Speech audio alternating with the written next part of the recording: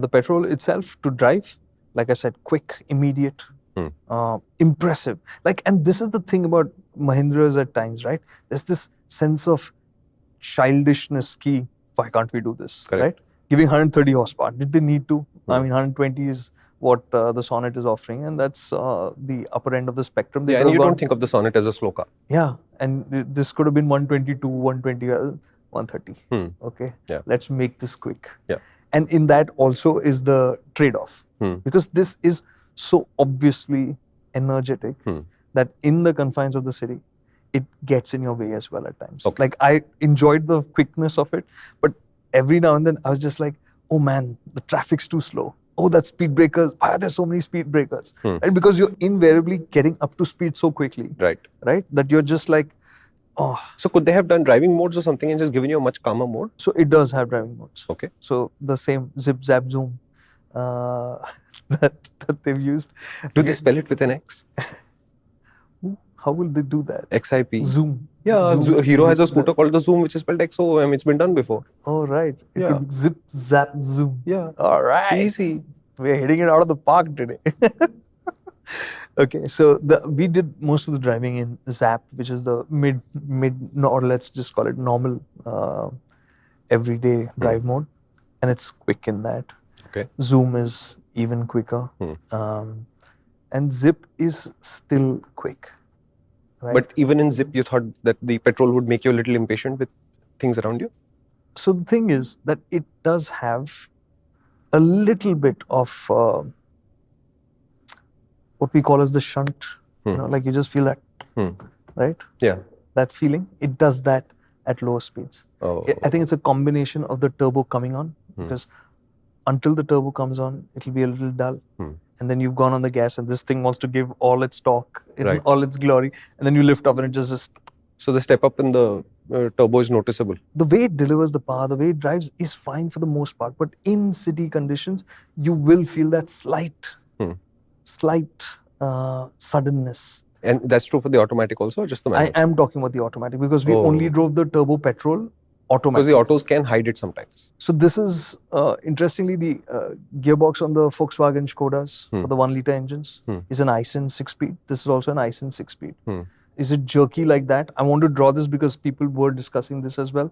There's the same gearbox. It may or may not be. Does it feel as erratic as... does it feel as troublesome as that? No, it does not. Okay. It's just there. Is it the smoothest city car? No. And my concern with it for the city is also fuel efficiency, especially in cities like Mumbai and all. If you're in general, where narrower lanes, but there's not much traffic, so you're just driving at a lower speed more consistently, I don't think it should be a big issue. Okay. But in stop-go traffic, I think that is a question mark in which we will have to figure out. Okay, we'll do that at the view when the car comes for proper testing. Okay. Correct. So that's my challenge with the Petrol, right? Okay. I think it's a great setup. What they've done by offering that automatic with the base engine, which we've not driven and isn't, as per their claims, going to be as fuel efficient as this, but it's going to be significantly cheaper. So it's still good value. But what they're going to be like from a practical standpoint in the city is a question mark. Okay. Inherently, I understand as younger audiences, this will excite you, and by all means, go ahead for that. Is it going to be for everyone because of this enthusiasm?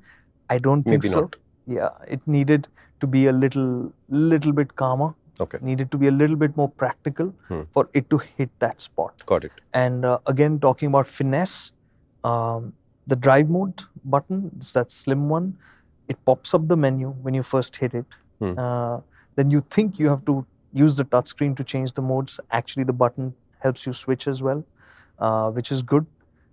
But after it's done with that, it's not that that menu disappears. So again, you have to go and hit the home button. Thankfully, there is a physical button which is accessible and makes it a little bit easier, but it's unnecessary. So there are these small things. So it's exasperating. Well done. So coming to the diesel also I drove, and what an impressive engine. Okay. Right? And this reminded me actually of the 700 in a way, because Mahindra went to town back then saying we have the 200 horsepower petrol, 200 horsepower petrol, and everybody was taken up by the petrol. And when we drove the petrol and the diesel, and to me, it was obvious that the engine that I preferred in the 700 was the diesel. Okay. Right? It used that torque and power better. Was it the quicker engine in a straight line? No, but was it the more usable engine? For but sure. the quicker engine is important, Kartik, because the XUV 700 is a race car. X factor, right? So, where was I, man? You're talking about how you prefer the diesel in the XUV 700, and then you have a similar feeling about the 3XO.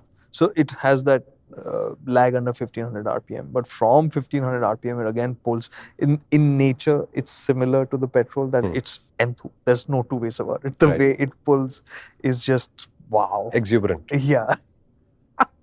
Yeah, exuberant is right.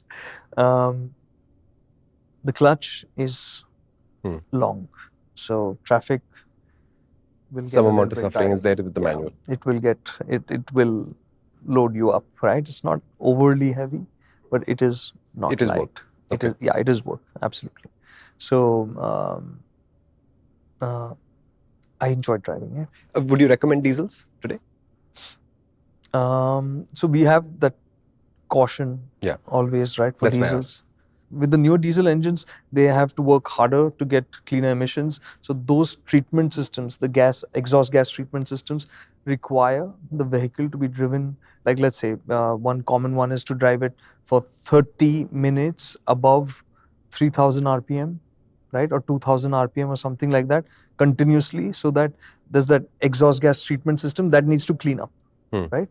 So for many vehicles, this is required, right? And so low speed regular usage is not ideal.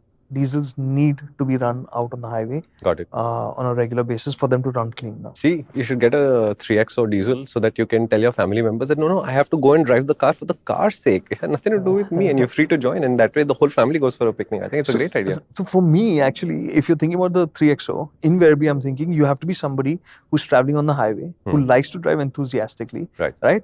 And in that sense, the diesel again makes sense. If you're going to be spending more time, if you're going to be covering more kilometers, the diesel will make sense because it is more fuel efficient, right? Whether it's the city or the highway, it will be more fuel efficient. Even in the city, I've seen that the diesel did way better. The petrol was in single digits, right? And that's because you're saying these petrols aren't too frugal, but the diesels are as normal, and therefore the delta is big enough. Okay. So it's the diesel managed in this similar kind of scenario where the petrol was doing single digits. Diesel was around 15 in similar conditions, right?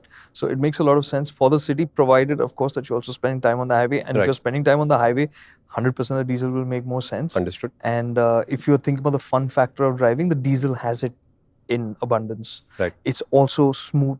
It's also refined. Right. So it's not in any ways a compromise in terms of the driving experience. Yeah. Unless you live in a city where they legislate diesels out 10 years, 15 years later, in which case obviously you'll have a big rethink. And that is a question mark, and that question mark is a worry enough. Agreed. But new diesels, I think 10 years, let's assume that is a safe bet. Even the car guys are going back to buttons, right? Why don't you go to the main MotorInc channel and hit some buttons there? Like, share, subscribe,